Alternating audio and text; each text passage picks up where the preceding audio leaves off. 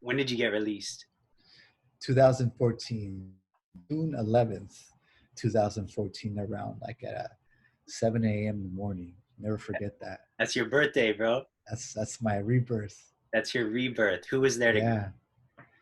My mother, my father, families, support, loved ones that were always there for me, supporting me throughout, the 17 years, 8 months, and however many days that they literally never forgot about me. They were there to pick me up. We had breakfast, and I was just completely mind blown about how the world changed from when I was 15 years old playing with Sega to out here with a smartphone where I can watch somebody's face on a small screen. It was just mind blowing trying to navigate all of that, but nevertheless, an experience that I'll never forget. Right, an experience that I hope not just people coming home can experience as one of being joyous and a new beginning, but even anybody out here who has never experienced that kind of release to appreciate how we welcome people back into our communities and restore that contract, if you will, to be whole. Wow. Now, you eventually went on to start trying to create and persuade policy and create new policies that was similar to the policy that led to your release. But I'm curious, when did you make your mind up that you were going to jump into this crazy payless world of advocacy? The minute Senate Bill 260 was passed in 2013, Really? You knew um, it. You knew it right away? I knew it then that policy, because policy saved my life, all I wanted to learn was policy. Um, and for me, it was, I think, the most important thing that ever happened to me, because when you talk about policy, you can't talk about policy without civic engagement. You can't talk about policy without grassroots movement, people on the ground, families, communities coming together to push for what community priorities are. And when I first came home, I paroled to Northern California, where really I didn't know anybody. Like all of my family and everybody I knew lived down south.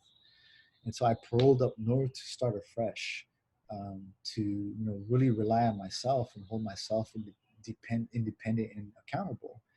And in doing so, uh, I took small jobs. I was cleaning up the trash on freeways. I was working at a factory cutting up vegetables, and it never gave me purpose. And all I could think about was how a law changed my life. And so I got involved in organizations. I started to advocate, visit the Capitol, tell my story to elected officials. And I fell more in love with that. And I started to go to school. I went to SF State. I got a rep where I became a Gator, and I earned my bachelor's degree in political science just to, fine tune those skills that I needed to learn about policy. Um, and I fell in love with it ever since, because I, I then had to work on policies that gave other people hope.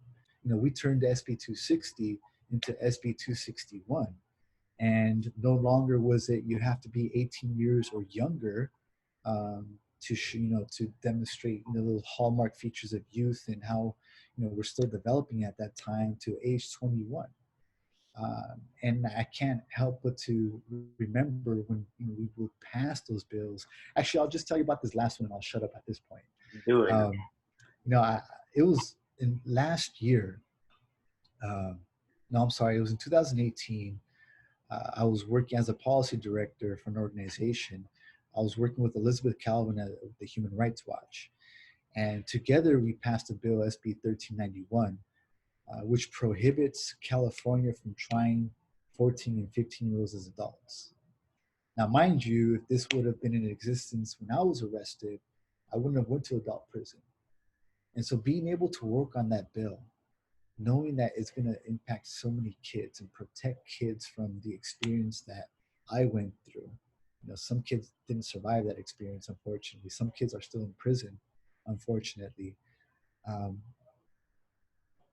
I cried like a baby, in the Capitol as I watched elected officials vote to pass yes, understanding that my life out here had purpose and fulfillment to give other people hope by changing policy and changing their lives. So those experiences have basically forever cemented me in this space, to civically engage and teach other people, even if you've never been to prison, why voting matters, why your voice matters, why you need to go have visits with your elected official, because your tax-paying dollars pay them to do their work and protect your interests. Uh, so yeah, policy saved my life, and I want to save others through policy.